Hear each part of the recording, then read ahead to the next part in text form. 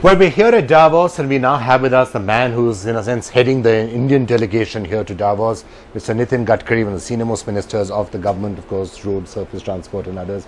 Gadkari ji, thank you so much. You're here talking to us. Thank you. So you have the responsibility of telling everybody here at Davos that India is still a good place, is the right place to be in, and not to keep thinking of China. I feel that we are the fastest growing economy. Our government is very friendly for the investment, and the way in which our government has taken decision regarding administrative reform, already we have scrapped a lot of old laws, and we are very transparent, time bound, result oriented and corruption free system, by which we want to encourage the investment, by which our main mission is to increase the growth rate double digit and create more employment potential in the country. Well, Gadkari ji, अगर आप एक तरह से देखेंगे तो जो आप कह रहे थे, we are the fastest growing economy in the world. Last year we were the fastest growing economy in Davos, and this year also we probably would have been the fastest growing economy. But IMF is now saying because of Notbandi, we've slipped a little bit behind China, and we're going to be 6.6% and not 6.7%. मुझे लगता है जो पहले महीने में नोटबंदी में जो परिणाम था वो दूसरे महीने में नहीं था, दूसरे महीने में था, वो अभी नहीं है, और अभी लगभग 85 to 90% स्थिति नॉर्मलाइज हुई है, और मुझे लगता है आने वाले समय में जो बैंकों में 25 to 30% डिपॉजिट्स बढ़े हैं, इसका सबसे अच्छा साइन है कि इंटरेस्ट कॉस्ट 1% कम हो रही है और कम होने की संभावना है। और इसके साथ साथ मुझे ऐसा लगता है कि निश्चित रूप से बैंक के तरफ से फाइनेंसिंग भी बढ़ेगा, और उसके कारण हमारी इकोनॉमी और इंफ्रास्ट्रक्चर दोनों में काफ़ी गतिशीलता आएगी, ऐसा मुझे लगता है। तो इसके जो फ्रिंज बेनिफिट थे नोटबंदी के, वो तो जाहिर है, आप यहाँ भी सब लोग आपसे पूछ रहे होंगे नोटबंदी के बारे में। Am I correct? Yes, number 1 question होगा लोग आपसे होता है, और मैंने उनको ये कॉन्फिडेंस दिलाया कि इससे हिंदुस्तान की इकोनॉमी कमजोर नहीं हुई है, मजबूत बनी है। केवल थोड़ा सा 1-2 महीने के लिए, 2-3 महीने के लिए जो स्टार्टिंग में ट्रबल था वो निकल गया है, काफ़ी कुछ निकल गया है। अभी लोगों के पास पैसा भी है, अभी कोई तकलीफ भी नहीं है, और इसके कारण एक और एडवांटेज हुआ है कि जो पैसा इधर उधर था वो मेन स्ट्रीम में आया है, और उसके कारण जो बैंकों के डिपॉजिट बढ़े हैं उससे गवर्नमेंट का रेवेन्यू बढ़ेगा। जैसे त्रिपुरा स्टेट को छोड़कर सभी स्टेट गवर्नमेंट के टैक्स रेवेन्यू कहीं 20, कहीं 25, कहीं 30% तक बढ़े हैं, और इसका फ़ायदा जो होगा वो बजट में जो सोशल सिक्योरिटी स्कीम्स है, इंफ्रास्ट्रक्चर है, उसको प्रायोरिटी मिलेगी, और उससे निश्चित रूप से हिंदुस्तान में जो डेवलपमेंट है, जो विकास है, उसको और गति मिलेगी, ऐसा मुझे लगता है। तो वैसे तो वित्त मंत्री जी अरुण जी खुद आते हैं यहाँ डावोस, कई बार आते हैं, फाइनेंस मिनिस्टर, पर इस बार वो बजट में लगे हैं, तो हम सब की उम्मीद और आशा है कि नोटबंदी के बाद बजट तो अच्छा आएगा। देखिए वो बजट शायद लोगों को तसल्ली देना चाहें या ना देना चाहें, निश्चित रूप से अच्छा आएगा। देखिए अभी हमने हाउसिंग सेक्टर में 2022 तक हाउसेस फॉर ऑल, उसमें सबसे इम्पोर्टेंट चीज़ है कि 9 लाख रुपए तक जो कर्जा लेंगे उनको 10 साल के लिए 4% इंटरेस्ट बेनिफिट दे रहे हैं, और उसके साथ जो 12 लाख रुपए का कर्जा लेंगे उसके लिए 3% इंटरेस्ट बेनिफिट 10 साल के लिए। ये तो प्रधानमंत्री ने अनाउंस कर तो दिया इसका फायदा क्या होगा, हाउसिंग सेक्टर में काफ़ी बड़ा ये होगा, और ये कोर सेक्टर है जहाँ स्टील और सीमेंट की रिक्वायरमेंट है, जहाँ एम्प्लॉयमेंट पोटेंशियल खड़ा होगा। उससे मुझे लगता है कि निश्चित रूप से ये एक प्रकार से नोटबंदी के कारण ही आम गरीब आदमी को मिला हुआ एक बहुत बड़ा अवार्ड है, रिलीफ है, जिसका फायदा उनको होगा।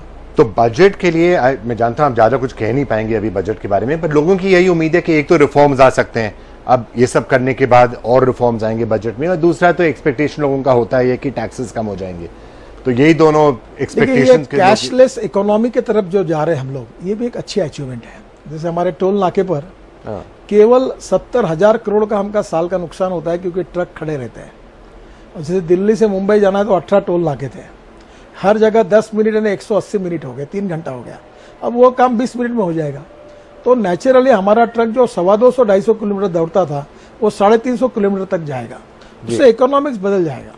नहीं, ये जो आपने डिजिटल पेमेंट की बात करी है, और ये जाहिर है कि जब दिसंबर एक महीना 1.5 महीना बाद नोटबंदी के बाद सरकार बहुत बात करने लगी कि ये डिजिटल पेमेंट्स होगा, ये सब होगा, शुरू में आप उसका जिक्र इतना नहीं कर रहे थे, शुरू में आप कह रहे थे कि इससे ब्लैक मनी पर असर पड़ेगा।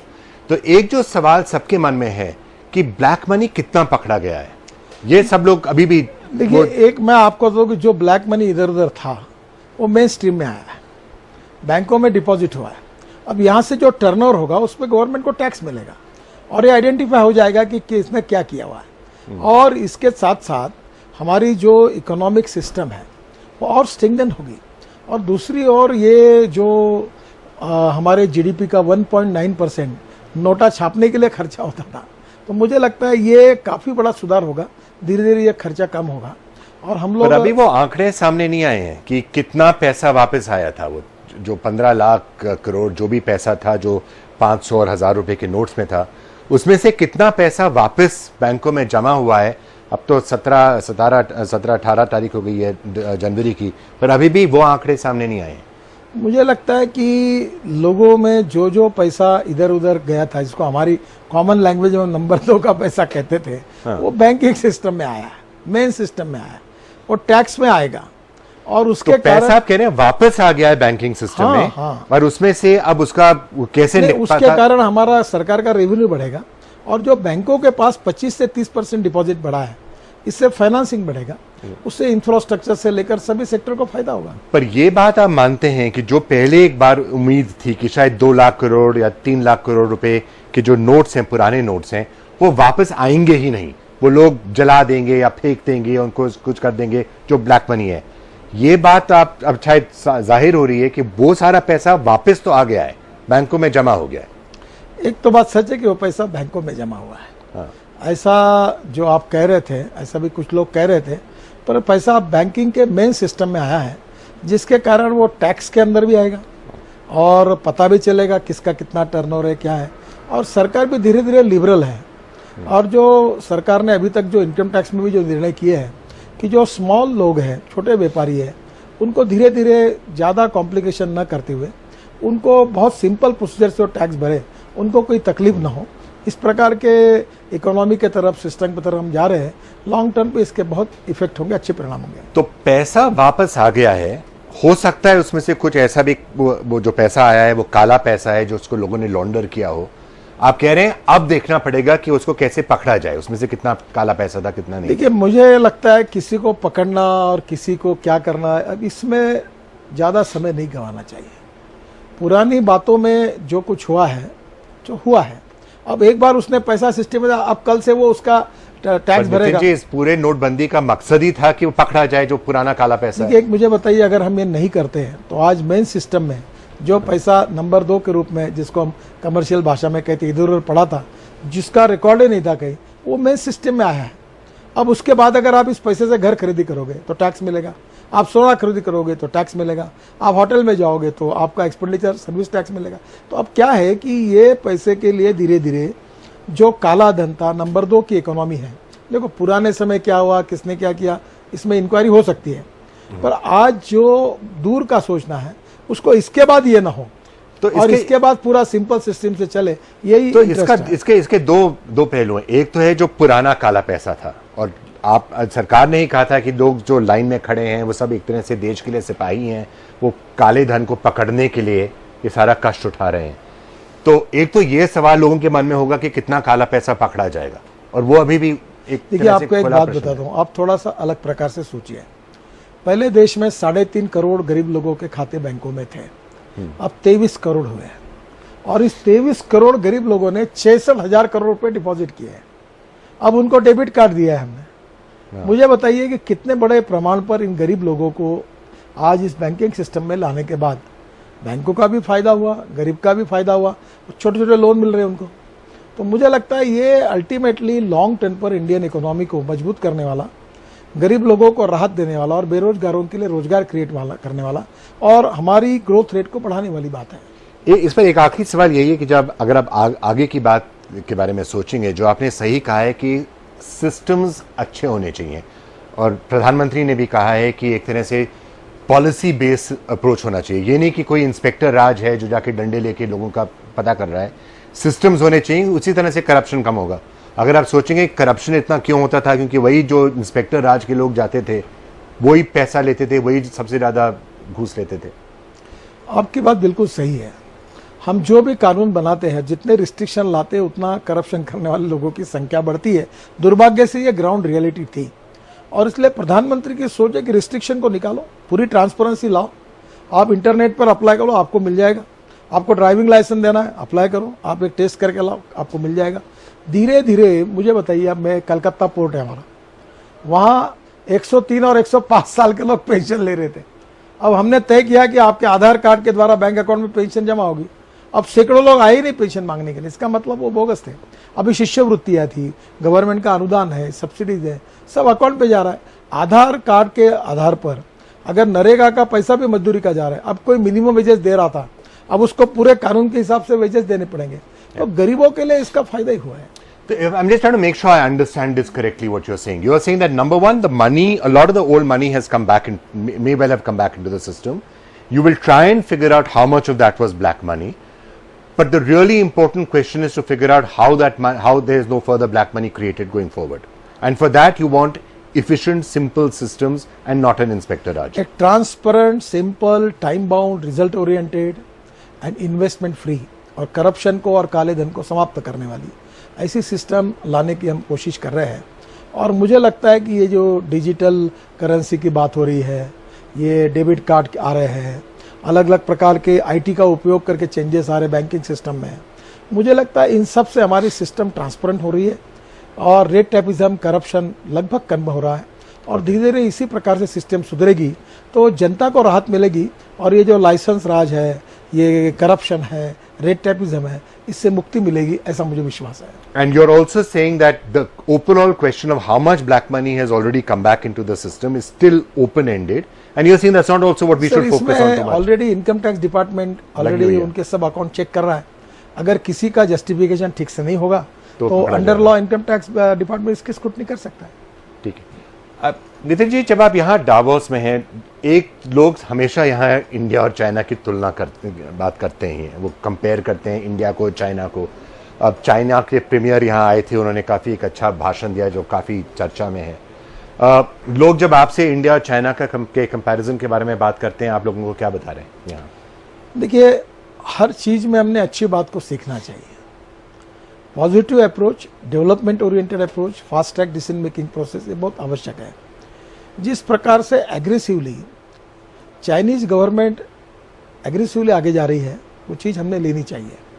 हमारे मित्र देशों में श्रीलंका हो, बांग्लादेश हो, म्यांमार हो, नेपाल हो, अफ्रीकन कंट्रीज हो, बड़े प्रमाण पर चाहते कि इंडिया आकर वहाँ इन्वेस्टमेंट करें। मुझे लगता है चाइना जिस प्रकार से एग्रेसिव बनकर काम कर रही है, अल्टीमेटली ये तो ग्राउंड रियलिटी है। अमेरिका एक सुपर पावर थी, पर आज फास्टेस्ट ग्रोइंग इकोनॉमी में चाइना और इंडिया यही दो स्पर्धक है। और चाइना के तुलना में हमको और सीखना चाहिए और हमारे नीतियों में बदल करके और एग्रेसिवली आगे आना चाहिए। कुछ बातें हमने की है। प्रधानमंत्री नरेंद्र मोदी जी आने के बाद हमारी सरकार ने काफ़ी निर्णय किए, रेड टेपिज्म को हटाया है, ट्रांसपेरेंसी को लाया है, करप्शन फ्री सिस्टम की है, डिसीजन मेकिंग प्रोसेस फास्ट की है। अब फॉरेन इन्वेस्टमेंट हमको भी करनी चाहिए।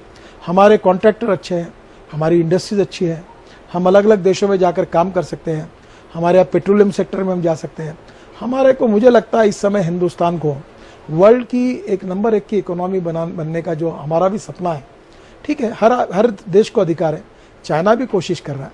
तो इस समय हम हमारे इकोनॉमी को कैसे आगे ले जाएं, हमारे देश की इकोनॉमी को सुदृढ़ और शक्तिशाली कैसे बनाएं, और ये जो अपॉर्चुनिटीज़ है इस समय, उसका उपयोग हम देश में कैसा करें। क्योंकि technology, technical man power, software industry, अब देखिए हेल्थ सर्विसेज, हम लोग कम नहीं है। हमारे यहाँ अंग्रेजी बोलने वाली मैन पावर है जो चाइना के पास नहीं है, इंजीनियरिंग मैन पावर। तो हमारी कुछ स्ट्रेंथ है, तो हमारी कुछ स्ट्रेंथ को मजबूत करना और हमारी जो वीकनेसेस है उसको तुरंत एलिमिनेट करके आगे जाना, और यही प्रधानमंत्री की सोच है। हम लगातार कोशिश कर रहे हैं। तो अगर आप चाइना के बारे में सोचेंगे तो आपको क्या लगता है, चाइना इंडिया का पार्टनर बनेगा, चाइना इंडिया का कंपेटिटर बनेगा, और या कंपेटिटर है, या पोटेंशियल थ्रेट है चाइना, पोटेंशियल एनिमी है? देखिए, हम लोग कभी विस्तारवादी नहीं रहे। हमारे पड़ोसी देश और मित्रों में भी हमारी जो क्रेडिबिलिटी है, किसी को ये नहीं लगता कि हम आके उसको ग्रैब करेंगे। हमारे प्रति जो म्यूचुअल ट्रस्ट है, विश्वास है, वो बहुत इंपॉर्टेंट है। अब mutual communication, cooperation and coordination को बढ़ाना चाहिए। और हम वसुधैव कुटुंबकम की बात करते हैं, सब विश्व का कल्याण हो। हम ये नहीं चाहते कि सबको हमारे अंडर लाए। तो मुझे लगता है कि दुनिया हमको पसंद कर रही है। थोड़ा सा एग्रेसिवली हमारी क्रेडिबिलिटी और हमारी आज तक की जो साख है उसका उपयोग करके हम वर्ल्ड में अनेक देशों में जाकर वहाँ इन्वेस्टमेंट करें। हमारे technical man power, agriculture, industry, software, health services, even railway, infrastructure, road sector, बहुत बड़ी अपॉर्चुनिटी है। ईरान में अब चाबार में हम पोर्ट बना रहे हैं। मुझे लगता है बांग्लादेश हमको कह रहा है कि उनके यहाँ पोर्ट बनाइए। अब मुझे लगता है कि धीरे धीरे हम लोग ये जो BBN में भूटान, भारत, नेपाल और बांग्लादेश काफ़ी करीब 30,000 करोड़ के हम रोड और ब्रिजेस बना रहे हैं। तो मुझे लगता है कि बहुत बड़ी अपॉर्चुनिटी है और इस अपॉर्चुनिटी का उपयोग करने के लिए हमको डिसीजन मेकिंग प्रोसेस फास्ट करनी पड़ेगी। ट्रांसपेरेंसी और करप्शन फ्री सिस्टम तो हमारी है ही, हमारी ताकत है, और इसके साथ निर्णय प्रक्रिया को गतिशील करना होगा। हमारे ब्यूरोक्रेटिक सेटअप में बहुत बार निर्णय करते करते इतनी देरी हो जाती है कि हमारी अपॉर्चुनिटी समाप्त हो जाती है। और दूसरी बात है कि जो हमारी ब्यूरोक्रेसी है उसमें ये भी बात है कि वो कभी डिसीजन लेने से डरते हैं। अगर मान लीजिए हमने कोई फैसला लिया, फैसला सही हो सकता है, फैसला गलत हो सकता है। अगर गलत फैसला है उसके लिए लोगों को पनिशमेंट शायद उतनी नहीं मिलनी चाहिए। अगर करप्ट फैसला है तो हाँ, देखिए मैं आपको एक बात बताऊं, जो काम करता है उससे गलती होती है। हाँ। अगर गलती बोनाफाइड है तो माफ करना चाहिए। हाँ। गलती अगर मैलाफाइड है तो सजा होनी चाहिए। आखिर और ये क्या मैसेज ब्यूरोक्रेसी को दे रहे हैं? नहीं तो फिर वो लोग तो निर्णय नहीं लेते। नहीं, ये बात सच है। इसमें कभी मीडिया, कभी जुडिशरी ऐसे निर्णय आते हैं जिसके कारण हमारी सिस्टम डिमोरलाइज हुई है। और ये बात की चर्चा हम नहीं करते, पर हमको अच्छे काम करने वाले अधिकारियों के पीछे खड़ा होना पड़ेगा, सिस्टम को मजबूत करना होगा और निर्णय सही करने वाले लोगों का साथ देना होगा, तभी लोग निर्णय करेंगे। अगर वो ईमानदारी से अच्छा निर्णय के बाद अगर उसको सजा होती है और उसको प्रोटेक्शन नहीं मिलेगा तो स्वाभाविक रूप से निर्णय करने की हिम्मत कोई दिखाएगा नहीं। इसलिए हमारी सरकार ने ये सोचा है कि अच्छा काम करने वाले, निर्णय करने वाले जो ब्यूरोक्रेसी है उसको हम सपोर्ट करेंगे। हाँ, करप्शन को, रेट टैबिज्म को हम टॉलरेट नहीं करेंगे। अगर ये प्रूव होगा तो उनको सजा तो अगर किसी ने फैसला लिया है, बाद में 5 साल बाद, 10 साल बाद आप कह सकते हैं वो सही फैसला था कि गलत फैसला था, पर अगर उसने बोनाफाइड फैसला लिया है, इन नेशनल इंटरेस्ट फैसला लिया है, उसको प्रोटेक्ट करना चाहिए। उसको आप प्रोटेक्ट करेंगे। देखो मैं आपको एक बात बताता हूँ, सरकार में क्या होता है, अच्छे काम करने वालों को सम्मान नहीं मिलता और बुरे काम करने वालों को सालों तक सजा नहीं होती। अब कहीं ना कहीं सिस्टम में अच्छा काम करने वाले, जिनके इंटेंशंस प्रामाणिक है और जो देश के हित में फैसले कर रहे हैं, उनका मॉरल बढ़ाने के लिए उनके पीछे खड़े रहना चाहिए। और जिनने करप्शन करके गलत निर्णय किए हैं उनको सजा करने के लिए कोई संकोच नहीं करना चाहिए। तो मुझे लगता है ये दोनों बातें प्रधानमंत्री नरेंद्र मोदी जी की पॉलिसी की विशेषता है और इसमें हम निश्चित रूप से आगे और जो आपने कहा ये वही रिफॉर्म है जो काफी बार यही दावों में पिछले सालों में कई लोगों ने उठाया था। एक मैं आपको बात बता दूं, मैं काफी फॉरेन इन्वेस्टर और फॉरेन VIP से मिला हूं और मुझे लगभग बाय एंड लार्ज सबने अप्रिशिएट किया कि under the leadership of prime minister, ये न्यू गवर्नमेंट है, ये बहुत अच्छे निर्णय कर रहे हैं।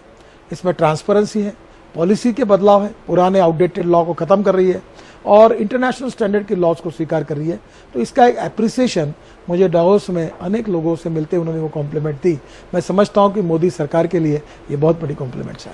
अगर हम 2-4 मिनट घर की भी बात कर लें तो अब बहुत बड़े इलेक्शंस आ रहे हैं। उत्तर प्रदेश में स्टेट्स खासतौर से हाई हैं, पंजाब है, गोवा है, मणिपुर है, उत्तराखंड है। आपको क्या लगता है सरकार के लिए ये इलेक्शंस कितने इंपॉर्टेंट है? क्या इनको एक मिनी रेफरेंडम माना जाए, नोटबंदी पर रेफरेंडम माना जाए, मोदी जी पर रेफरेंडम माना जाए? देखिए, आप एक बार ध्यान में रखिए कि राज्य से राज्य अलग अलग विषय है, इश्यूज है। एक इशू सब राज्यों का नहीं है, डिस्ट्रिक्ट के इश्यूज अलग है और कॉन्स्टिट्यूंसी के इश्यूज अलग है। पर बाय एंड लार्ज प्रधानमंत्री नरेंद्र मोदी जी के नेतृत्व में जनता का विश्वास है और पिछले बार तो हम केवल पंजाब में ही थे और इस बार गोवा में थे। 2 राज्यों में हमारी सत्ता थी, पर इस बार मुझे लगता है कि इससे कई गुना ज़्यादा अच्छा सफलता हमको मिलेगी और पोलराइजेशन भी अच्छा हुआ है। धीरे धीरे ये भी बात हो रही है कि हमारी ताकत बढ़ रही है तो हमारे अपोजिशन वाले भी एक हो रहे हैं। तो मुझे लगता है फिर भी पोलराइजेशन ठीक से होगा और हमको तो ये जो समाजवादी पार्टी में हुआ है, अखिलेश अब सामने आए हैं, क्लियरली पार्टी अखिलेश की पार्टी अब बन गई है, कांग्रेस के साथ भी वो हैं, तो एक तरह से क्या आपको लगता है कंपटीशन आपके लिए ज्यादा हुआ है? देखो, मैं एक राजनीति में अपनी एक बात को जानता हूँ, किसी घर में झगड़े हो, विवाद हो, उसका पॉलिटिकल फायदा हमको मिले, ऐसी संकुचित सोच हमने नहीं रखनी चाहिए। सिद्धांतों के आधार, पॉलिसी के आधार कार्यक्रमों का मतलब हो सकती है। जहाँ तक मैं देखता हूँ परिवार के झगड़ों को, तो मुझे बड़ा दुख और दर्द होता है। कोई भी परिवार इकट्ठा हो, विचारों के आधार पर लड़ाई लड़े, पर ये छोटी मोटी पॉलिटिकल एडवांटेज के लिए दूसरे के घर जल जाए और फिर मेरा फायदा हो, ऐसी सोच कभी बीजेपी ने रखी नहीं, हम रखना नहीं चाहते। हम चाहते हैं कि समाजवादी पार्टी की विचारों के आधार पर हमारी लड़ाई हो और हम उसमें जीतें। क्या आपको कुछ दुख होता है कि जो पॉलिटिक्स एक तरह से नेशनल लेवल पे चल रहा है वो काफी कॉन्फ्रंटेशनल हो गया है? पिछले कई सालों से ये ट्रेंड था, अब बहुत कॉन्फ्रंटेशनल हो गया है। कांग्रेस के साथ तो है ही, पर अगर आप आम आदमी पार्टी को भी देख लें, अब तो वो स्थिति आ गई है कि आपके स्पोक्समैन के साथ पैनल पर भी नहीं बैठ सकते हैं क्योंकि इतना सारा कॉन्फ्रंटेशन है। ये बात सच है कि ये बड़ा लोकतंत्र के लिए दुर्भाग्यपूर्ण है। विचारों की मतभिन्नता ये चलती है, लोकतंत्र का वो आत्मा है। मतभिन्नता होनी चाहिए पर मनभेद नहीं होनी चाहिए। हम विचारों के विरोध में हैं, हमारे एक दूसरे के साथ इस प्रकार के विवाद होना अच्छी बात नहीं है। इससे हिंदुस्तान का लोकतंत्र सुदृढ़ नहीं होगा। पर दुर्भाग्य का विषय, कभी कभी प्रधानमंत्री जैसे व्यक्ति पर स्तर छोड़कर ऐसी टीका होती है, ऐसी बातें कही जाती है। प्रधानमंत्री बीजेपी के नहीं है, प्रधानमंत्री ये भारत के हैं। हमारे राष्ट्रपति का, हमारे प्रधानमंत्री जी का, हमारे बड़े नेताओं का हमने सम्मान रखना चाहिए। टीका टिप्पणी करते समय भी मर्यादा का पालन करना चाहिए। तो कभी कभी क्या होता है कि वो थोड़ा सा ज़्यादा हो जाता है, उसके कारण मन टूट जाते हैं और उस कारण इस प्रकार की बातें आ रही है। फिर भी हम कोशिश करेंगे कि हमारे बीच में कोऑपरेशन हो, कोऑर्डिनेशन हो, कम्युनिकेशन हो और बहुत अच्छी बातें हैं जो देश के हित में वो सब लोग मिलकर करें। अभी मेरे यहाँ अनेक मुख्यमंत्री आते हैं, एमपीज आते हैं, मैं कभी नहीं ये सोचता कि वो कौन से पार्टी का है। हर बार सोचता हूँ कि उसका काम होने लायक है क्या, मैं करता हूँ, क्योंकि मैं चाहता हूँ ये देश किसी पार्टी का नहीं है, किसी नेता का नहीं है, ये पूरा देश जनता का है। अगर मैं जितना कुछ अच्छा काम कर सकता हूँ सबके लिए, उतना मैंने करना चाहिए। थोड़ा सा ब्रॉड पर्सपेक्टिव में ये सोच रखकर हम एक दूसरे का संबंध डेवलप करेंगे तो आज जो कटुता है वो कम हो सकती है, होनी चाहिए, यही हमारा प्रयास है। कॉन्फ्रंटेशन तो एक तरह से पूरे दुनिया भर में फैल रहा है। अगर आप कल परसों की बात है, अब डोनाल्ड ट्रंप वहाँ अमेरिका के प्रेसिडेंट बनेंगे, तो आपको क्या लगता है सरकार किस तरह से अब उनकी तरफ देख रहे हैं? देखिए, मैं उम्मीद करता हूँ कि वर्ल्ड में, चाहे अमेरिका हो, चाहे चाइना हो, चाहे भारत हो, कन्फ्रंटेशन ये मानवता के लिए और दुनिया के लिए फायदेमंद नहीं है। हम लोग सहमति की राजनीति करें, अच्छे बातों पर, जनता के हितों के लिए, दुनिया के कल्याण के लिए एक हो, और जहां हमारे वैचारिक मतभेद है उसमें हम अपनी अलग अलग बात लेकर जाए। आखिर लोकतंत्र में जनता तय करेगी किसकी बात सही है। पर ये जो कुछ कन्फ्रंटेशन बढ़ रहा है दुनिया में भी, ये हमको अच्छी दिशा में नहीं लेके जा रहा है। मुझे लगता है ये, मैं छोटा व्यक्ति हूँ उसके ऊपर बोलने के लिए, पर दुनिया के बड़े नेताओं ने सोचना चाहिए कि हम मानवता के हित में और हम लोग विकास के हित में, जो गरीबी है, भुखमरी है, बेरोजगारी है, अज्ञान है, शिक्षा का अभाव है, क्या उन लोगों के कल्याण के कार्यक्रमों को हम प्रायोरिटी ना दें? क्या दुनिया में उनके लिए हम कुछ ना सोचें? जैसे आप रोड एक्सीडेंट पर काम कर रहे हैं, कितने लोग दुनिया में मर जाते हैं, क्यों नहीं हम सब लोग मिलकर ये एक्सीडेंट्स में मरने वाले लोगों की संख्या कम करें? मुझे लगता है एक क्वालिटेटिव रिफॉर्म पॉलिटिक्स में आए और एक स्तर की राजनीति हो, क्वालिटेटिव पॉलिटिक्स हो, और ये छोटी मोटी संकुचित बातों को दूर करके हमारी बातों पर, हमारे विचारों पर हम लड़े। जिसमें दम होगा वो आगे जाएगा, और नहीं होगा वो नहीं जाएगा। नितिन जी, बहुत बहुत धन्यवाद, आप हमारे साथ थे। Thank you so much for joining us. Thank you.